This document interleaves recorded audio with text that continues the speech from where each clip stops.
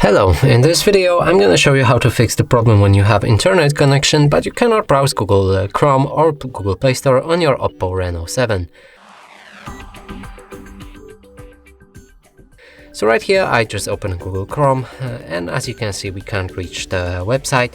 Now let's move to Google Play Store, and here we'll try to open and download any app like this one. Click install.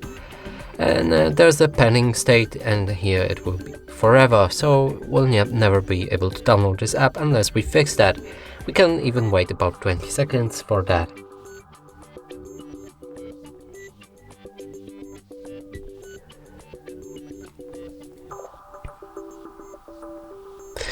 So nothing happened. Now let's move to our settings, scroll all the way down and find system settings.